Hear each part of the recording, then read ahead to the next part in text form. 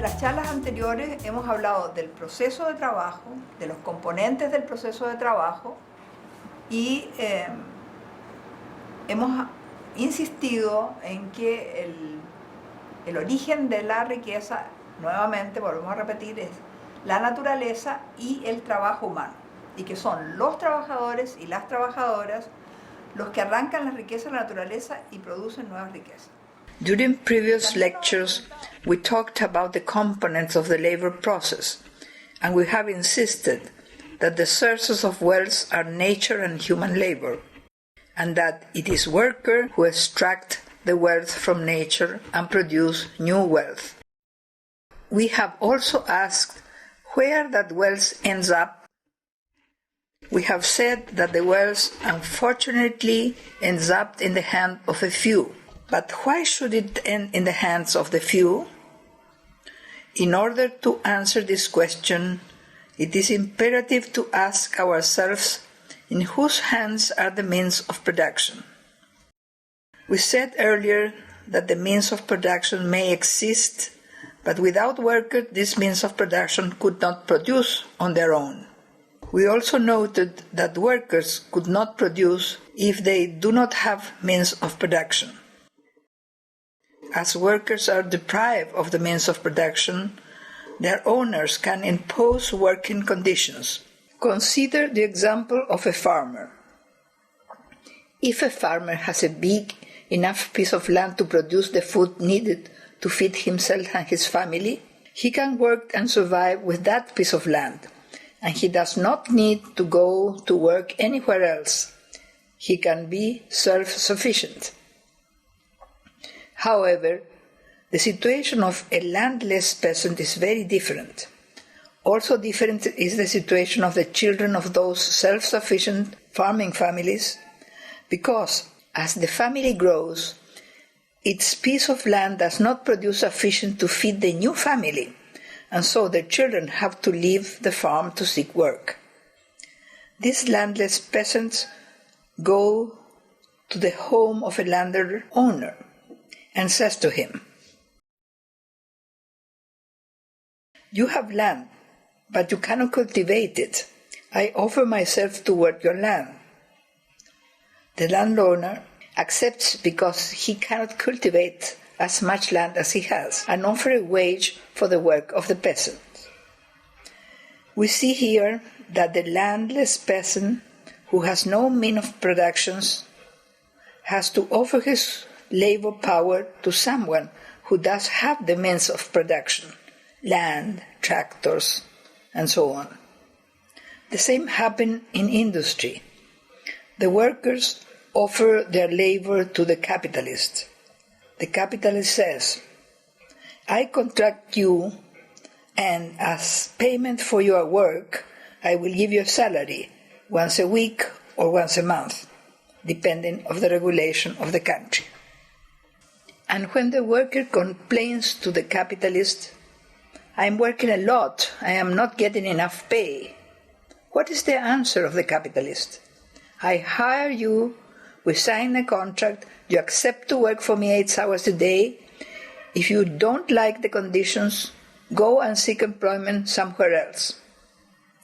This worker was not forced by the police to report to work for the capitalist.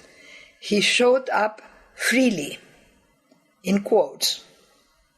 Why do we say freely in quotes? Because as the worker does not have means of production, he can only survive by offering the only thing he has, his labor power.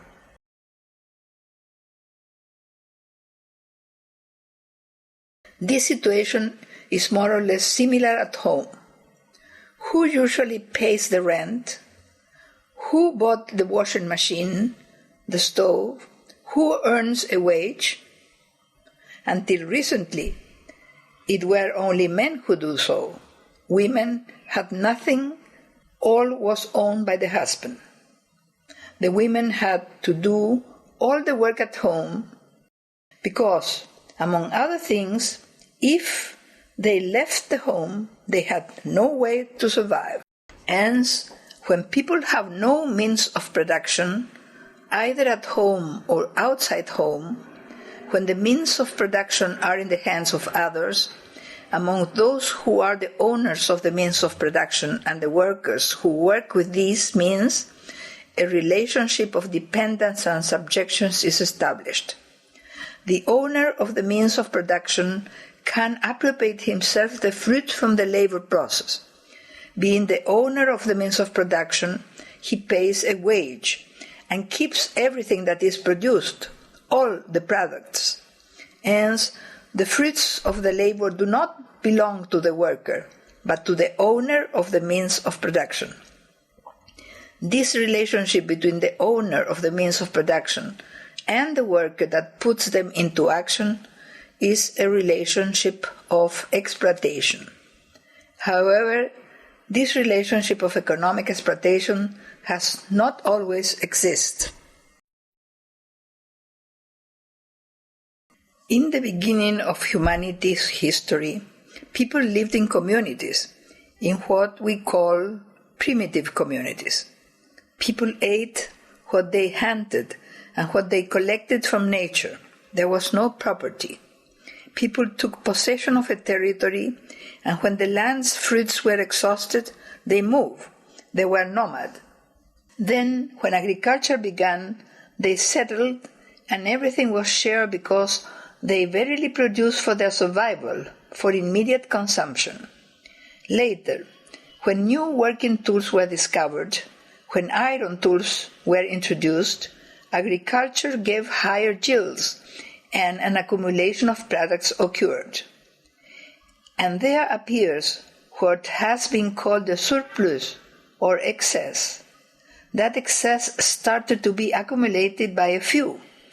And when in a society a group of people take hold of the surplus, social classes are born. A contradiction between those who accumulate the surplus and become the owners of the means of production and the workers who have to submit to the conditions of those who have appropriated the means of production emerge. Think, for example, about the period of the history when there was not surplus, and when primitive tribes were victorious in battles with other tribes. What did they used to do with the prisoners? Generally, they killed them or ate them because there was no way to feed them. There was no food enough for so many people. After, when surplus was produced in agriculture or in stock breeding, these prisoners were used as slaves to produce, and thus slavery is born.